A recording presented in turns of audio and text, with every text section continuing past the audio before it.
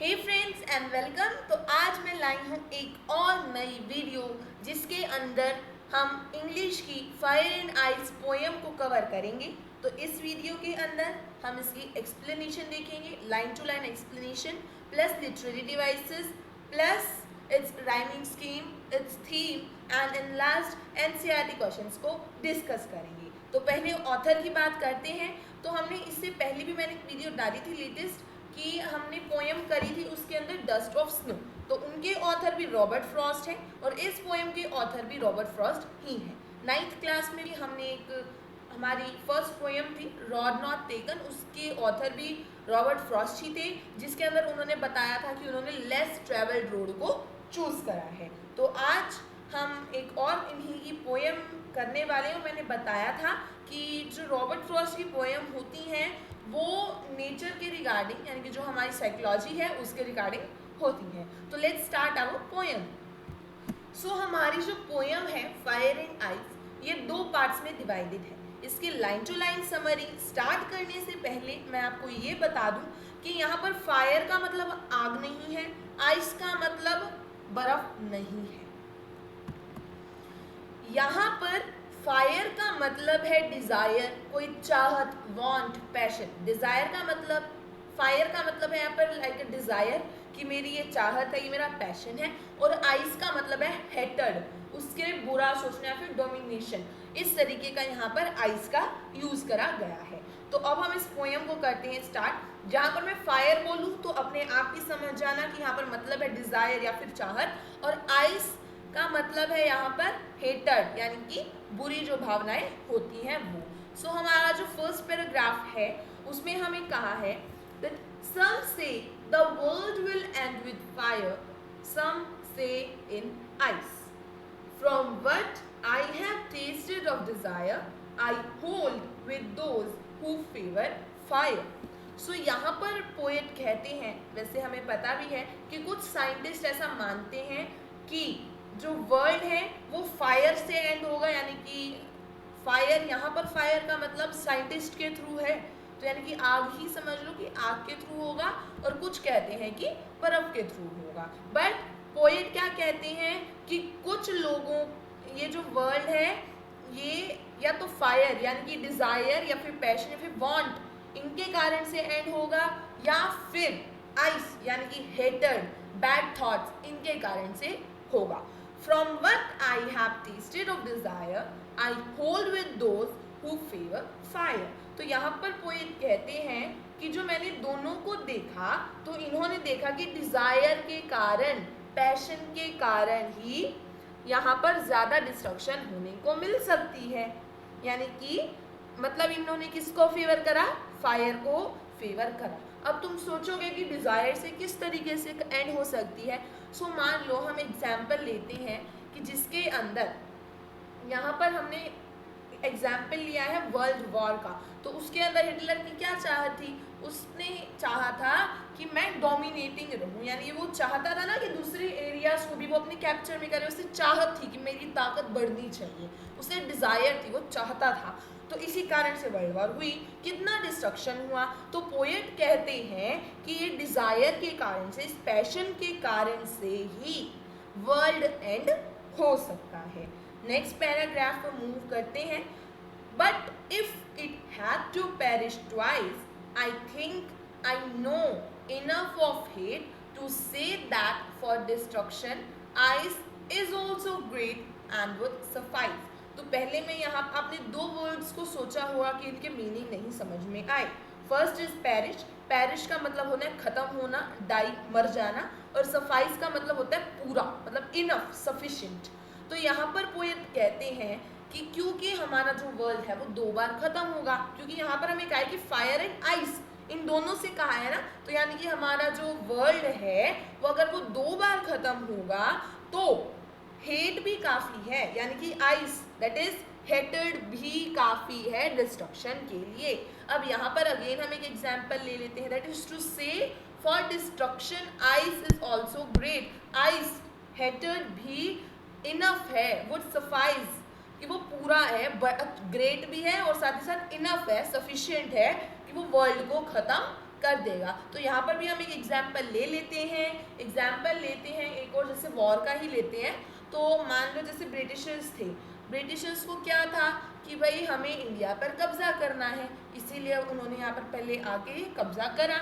अब वो क्योंकि उन्हें कब्जा करना है, वो डोमिनेशन चाहते हैं, तो धीरे धीरे भी उनके अंदर हेटेड आएगा, उनके अंदर हमारे प्रति हेट आएगा। तो इसी कारण से क्या होगी, वॉर होगी तो हम क्या होगा, यहाँ पर डिस्ट्रक्शन होगा। तो यही पोएट कहते हैं कि फायर के कारण से, यानी कि किसी की चाहत है कि मुझे ये चीज़ चाहिए, तब भी डिस्ट्रक्शन हो सकता है, वर्ल्ड एंड हो सकता है। और अगर हेटेड की बात करें, आइस की बात करें, तो भी वर्ल्ड एंड हो सकता है। दैट इज दोनों जो हमारी चीज़ें हैं, दोनों हैं, फायर एंड आइस, दोनों ही वर्ल्ड को एंड कर सकती हैं। तो ये थी हमारी लाइन टू लाइन समरी। अब मैं बात करती हूँ इस पोएम की थीम की। तो जो पोएम है वो इस बेसिस पर लिखी गई है कि वर्ल्ड एंड किस तरीके से होगा, यानी कि वर्ल्ड खत्म कैसे होगा। तो पोएट ने बताया कि वर्ल्ड दो तरीकों से खत्म हो सकता है, through fire and through ice, यानी कि डिजायर के कारण भी और हेटेड के कारण भी। अब हम बात करते हैं literary devices and rhyme scheme की। तो लिटरेरी डिवाइसेस की हम यहाँ पर बात करते हैं पहले। तो मेटाफर तो यहाँ पर आएगा ही, मैंने नहीं लिखा है बिकॉज यहाँ पे जो पोएट हैं उन्होंने मेटाफोरिकली फायर को और आइस को यूज़ करा है, तो यहाँ पर मेटाफर भी आएगा, मैंने यहाँ पर लिखा नहीं है। यहाँ पर एक हमने लिखा है एंजैबमेंट। तो सेम सेंटेंस क्या हो रहा है, ज़्यादा लाइन्स में कंटिन्यू हो रहा है। जैसे सेकेंड पैराग्राफ में अगर देखें तो यहाँ पर लिखा है, but if it had to perish twice, I think I know enough of hate to say that for destruction ice is also great and will suffice। तो एक ही सेंटेंस ज़्यादा लाइन्स में कंटिन्यू रहा, यहाँ पर एंजॉयमेंट आ गया।